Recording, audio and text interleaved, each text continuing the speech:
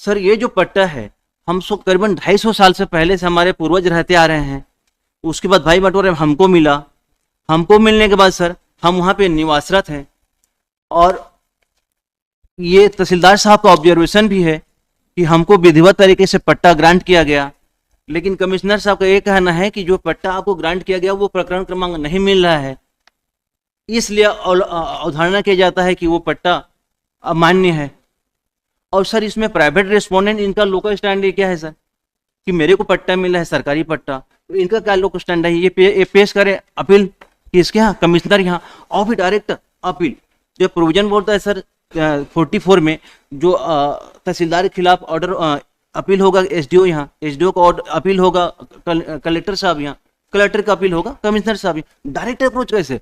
दूसरा चीज सर इन्होंने कौन से ऑर्डर, कलेक्टर का कौन साहब का कौन सा ऑर्डर है उसको नहीं बताया, उसका कॉपी नहीं लगाया। एसडीओ साहब का कौन सा ऑर्डर है उसका कॉपी नहीं लगाया, ना ऑर्डर बताया, डायरेक्ट पहुंच जाते हैं। तो सर इनका तो जो अपील पेश किया वो मेंटेनेबल ही नहीं। The petitioner challenging the order dated my Lord 26/4/2025 passed by the Commissioner Bilaspur, whereby the appeal filed by the respondent number 9 and 10 has been allowed and the patta granted in favor of the petitioner has been cancelled. My lord, wide annexure P2, my lord, page number 33. The lease was granted as per rules in the name of the father of the petitioner. Thereafter, my lord, again this is year 2012, my lord. Thereafter, my lord, again the patta has been granted in favor of the petitioner. This is, my lord, page number 38. All of a sudden, my lord, after some time, बस ये बता दीजिए भाई, ये पट्टा दिया हुआ था जी मेंटेनेबल नहीं है ये केस। जैसा alternative remedy to file a revision before the state government. Sir उसके बाद जो P3 का हमारे पास पट्टा मिला, पट्टा के मिलने के बाद इन्होंने कुछ हमारे को डिस्पोजेस करने के लिए प्रयास किया। तब हमने सर यो वहाँ है पैरा 6 ऑनवर्ड जो लोग जन शिकायत निवारण केंद्र था उसमें हमने कंप्लेन किया। वाइड एनेक्जर P4 में, लॉर्ड, एनेक्जर P4। वो ठीक है, लेकिन रिवीजन क्यों नहीं जाना चाहते? सर नहीं है उसमें, मैं आई विल एक्सप्लेन। थोड़ा सा फैक्ट देख लें, उसमें फैक्ट देख लें कि इन्होंने जो अपील पेश किया था कमिश्नर यहाँ, वो मेंटेनेबल नहीं सर। पट्टा हम सर या तो आप बोल लीजिए, मैं बोल लेता हूँ। सर हमको पट्टा मिला, पट्टा दिया गया, this is page number 38।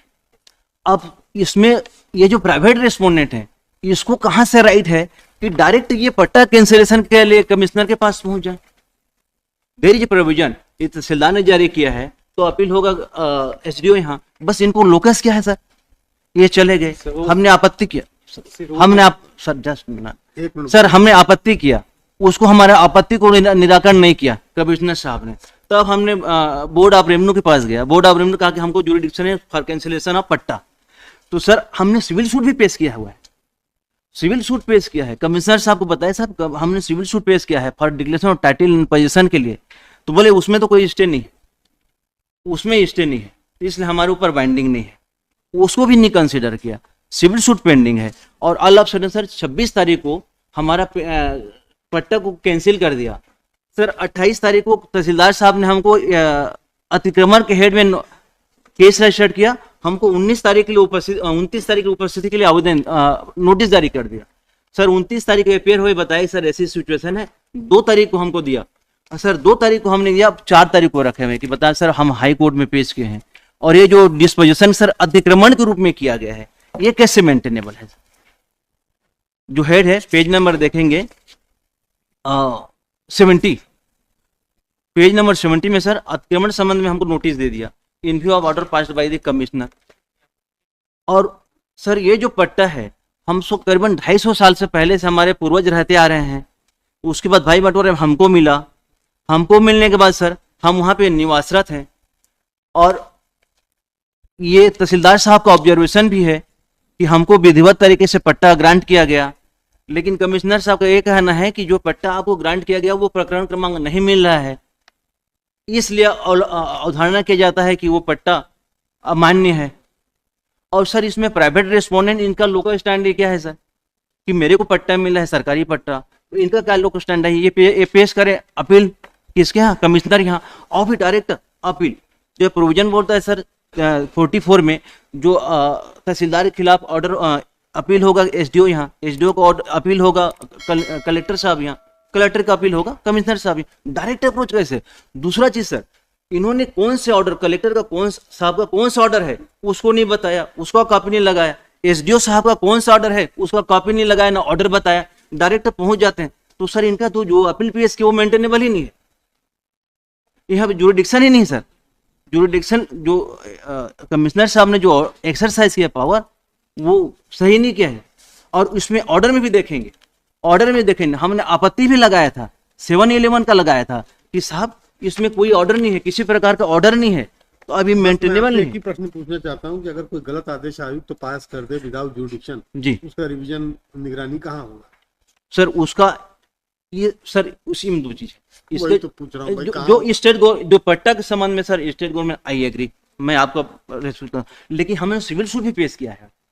Civil suit sir pending है, देख लीजिए मैं पूरा लगाया हूँ, पेज नंबर 45, और सिविल सूट पेंडिंग है, और 16 तारीख को वहां पे सुनवाई के लिए है, वेकेशन के बाद में।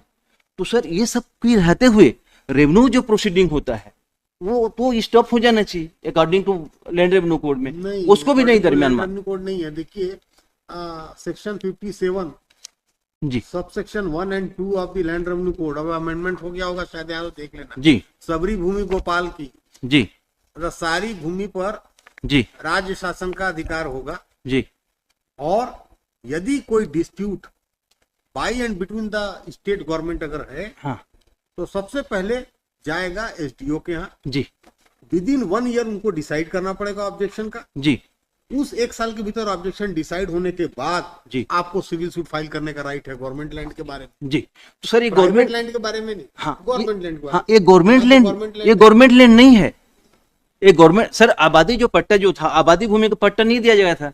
बाद में जो छत्तीसगढ़ बना उसके बाद सरकार ने आया, फिर रमन सरकार ने किया, जोगी पट्टा बोला जाता है जिसको रमन पट्टा बोला जाता है, वो दिया गया। ये सरकारी जमीन नहीं है। तो सर ये हमारा जो जमीन को लेके ये मंदिर वाले में देना चाह रहे हैं, यदि सरकारी जमीन होता तो बात अलग रहती, गवर्नमेंट को रहता। तो ये सरकारी जमीन नहीं है सर, हमारा निजी जमीन है, हमारा पट्टा है। और यहाँ पे रिस्पेक्ट सर पट्टा कैंसिलेशन हो या कॉम्पिटेंट, क्या ये जो रेस्पोंडेंट नंबर 9 और 10 है वो कैसे ऑर्डर कर सकते हैं सर, उनको लोकस कैसे है? सर उसमें तब तक आप एक काम कीजिए, मेरा ये प्रेयर है सर, इसमें दिखा रहे हैं वही कह रहा है। जो ऑर्डर की कॉपी आपको सर जिसमें प्रावधान देख लिया। मेंशन है उसमें दिया हुआ है कि और हर तोड़ने कोई भी कर सकता है, और हर- कलेक्टर की अगर permitted to withdraw the requisition with liberty to approach before the state government.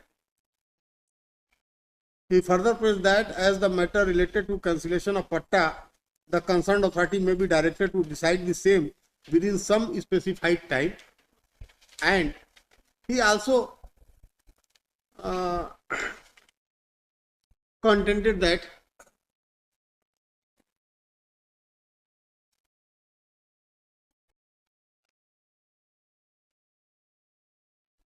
meanwhile status quo should be granted in favor of petitioner because petitioner has purchased the land and constructed the house 5 पीढ़ी से after given patta by the नहीं, अब तक नहीं, पहले से 5 पीढ़ियों से 250 साल से चल इनका रहा। पहले से वहाँ पे कब्जा uh, है एक्चुअली, वो possession मंदिर कैंपस के अंदर and की जमीन है। thereafter constructed the house and thereafter government has given the patta in favor of petitioner. Actually, the dispute is between the two In brothers. this regard, state has no objection. Therefore, in view of the submission made by the learned counsel for the respective parties, this writ petition is dismissed as withdrawn with liberty to file. क्या revision आएगा, निगरानी क्या बोलते हैं उसको, निगरानी कहते हैं, रिवीजन निगरानी का इंग्लिश में क्या है? इसमें कोर्ट ने रिवीजन मेंशन किया है, रिवीजन एज पर पैरा 30 सब पैरा 3 पेज नंबर रिवीजन करना है, approach the state government yes note within 30 days from the date of receipt of the order, So within 15 days, And- so that वो if this court has 15 days कर दे, हाँ। 15 days कर दीजिए इनके लिए, Sir- and The authority concerned may. concerned authorities are directed to decide the same within a further period of कितना दिन बोले आपने 60 days कर 60 days 2 month कर दी 2 months meanwhile status quo should be maintained dispose evict ना करें total liberty दे दिया जी। तो क्या आप पट्टा से काबिज है ना? पट्टा है आपने सर सोचा भी- पूर्वज से सर। वो जो डिसमिस के हैं रिट पिटिशन डिस्पोज अप कर दीजिए, डिस्पोज अप कर दीजिए। चलो डिस्पोज ऑफ वो थोड़ा सा अंतर आ जाता है। Number 19. डिसमिसल विड्रॉन में लिखवा हाँ रहा वो तो उसको chance डिस्पोज दिया- अप नहीं वो डिसमिसल विड्रॉन ही आएगा, चांस दिया ना आपको स्टेटस को तब उसमें तक आखिर कर में लिखेंगे with respect to पट्टा property अभी हाँ which has been granted on पट्टा। पट्टा granted earlier granted to the petition dispose up कर देंगे। dispose